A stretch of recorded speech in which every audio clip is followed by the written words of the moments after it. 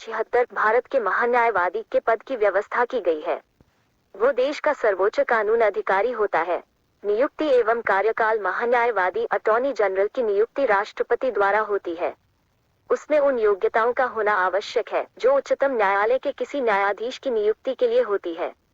दूसरे शब्दों में उसके लिए आवश्यक है कि वह भारत का नागरिक हो, उसे उच्च न्यायालय के न्यायाधीश के रूप में काम करने का 5 वर्षों का अनुभव हो या किसी उच्च न्यायालय में वकालत का 10 वर्षों का अनुभव हो या राष्ट्रपति के मतानुसार वो न्यायिक मामलों का योग्य व्यक्ति हो। महान्यायवादी के कार्यकाल को संविधान द्वारा निश्चित नहीं किया गया है। इसके अलावा संविधान में उसको हटाने को लेकर भी कोई मूल व्यवस्था नहीं दी गई है। वह अपने पद पर राष्ट्रपति के प्रसाद पर्यंत तक बने रह सकता है। इसका तात्पर्य है कि उसे राष्ट्रपति द्वारा किसी भी समय हटाया जा सकता है। वह राष्ट्रपति को कभी भी अपना त्यागपत्र सौंपकर पदमुक्त हो सकता है।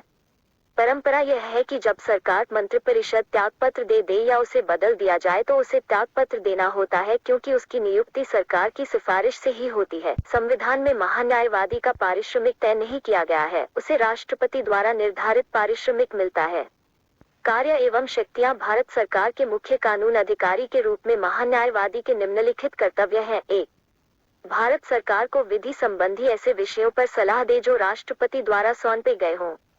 2. विधिक स्वरूप से ऐसे अन्य कर्तव्यों का पालन करे जो राष्ट्रपति द्वारा सौंपे गए हों। 3. संविधान या किसी अन्य विधि द्वारा प्रदान किए गए कृत्यों का निर्वहन करना। राष्ट्रपति महान्यायवादी को निम्नलिखित कार्य सौंपता है। 1. भारत सरकार से संबंधित मामलों को लेकर उच्चतम न्यायालय में भारत सरकार की ओर से पेश होना। 2. संविधान के अनुच्छेद 143 के तहत राष्ट्रपति के द्वारा उच्चतम न्यायालय में भारत सरकार का प्रतिनिधित्व करना। 3. सरकार से संबंधित किसी मामले में उच्च न्यायालय में सुनवाई का अधिकार एवं मर्यादाएं। भारत के किसी भी क्षेत्र में किसी भी अदालत में महान्यायवादी को सुनवाई का अधिकार है। इसके अतिरिक्त संसद के दोनों सदनों में बोलने या कार्यवाही में भाग लेने या दोनों सदनों की संयुक्त बैठक में मताधिकार के बगैर भाग लेने का अधिकार है। एक संसद सदस्य की तरह सभी भत्ते एवं विशेषाधिकार मिलते हैं। महान्यायवादी की निम्नलिखित सीमाएं हैं ताकि उसके कर्तव्यों के तहत किसी तरह का संघर्ष या जटिलता न रहे। 1. वह भारत सरकार के खिलाफ कोई सलाह या विश्लेषण नहीं कर सकता।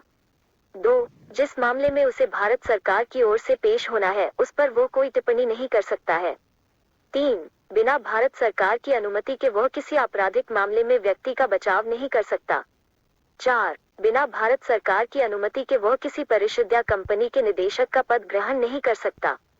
हालांकि महान्यायवादी सरकार का पूर्णकालिक वकील नहीं है, वह एक सरकारी कर्मी की श्रेणी में नहीं आता, इसलिए उसे निजी विधिक कार्यवाही से रोका नहीं जा सकता। भारत का महाधिवक्ता महान्यायवादी के अतिरिक्त भारत सरकार के अन्य कानूनी अधिकारी होते हैं। वे हैं भारत सरकार के महाधिवक्ता एवं अपर महाधिवक्ता।